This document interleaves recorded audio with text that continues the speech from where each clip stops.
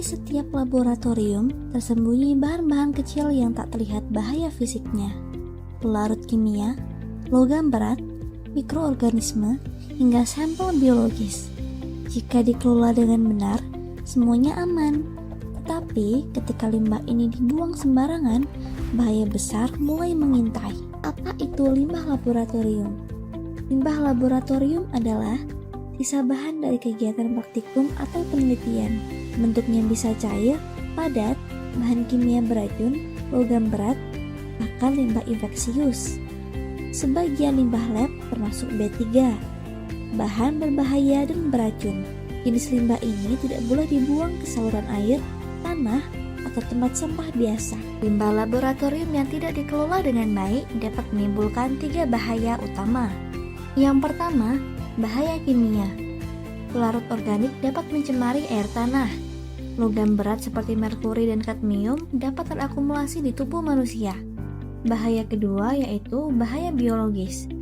Mikroorganisme patogen dari laboratorium mikrobiologi dapat menyebabkan infeksi lingkungan. Bahaya ketiga yaitu bahaya fisik dan kebakaran. Beberapa pelarut bersifat sangat mudah terbakar. Reaksi kimia tak terduga dapat memicu ledakan kecil atau menghasilkan gas beracun. Ketika limbah B3 masuk ke lingkungan, dampaknya bisa berlangsung selama puluhan tahun.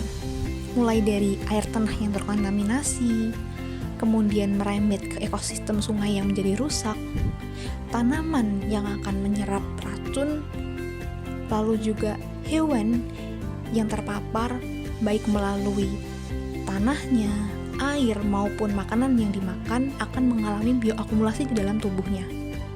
Hingga manusia yang terpapar baik melalui air, udara, maupun makanan akan terdampak kesehatannya.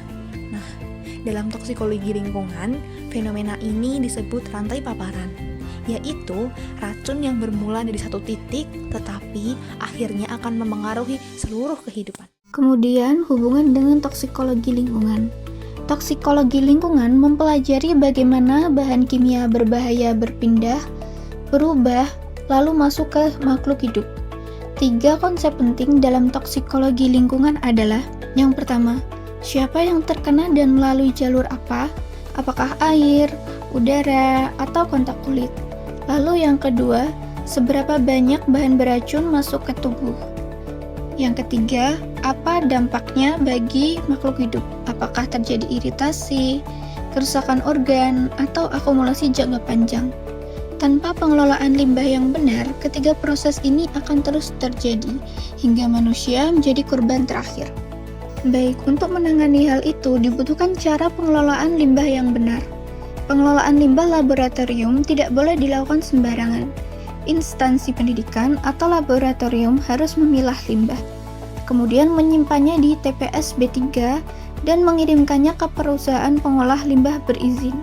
Ini bukan sekedar prosedur, tetapi bagian dari melindungi lingkungan dan generasi masa depan. Limbah laboratorium bukan masalah kecil. Kita bisa memilih membiarkannya mencemari dunia atau mengelolanya dengan benar. Pilihan ada di tangan kita.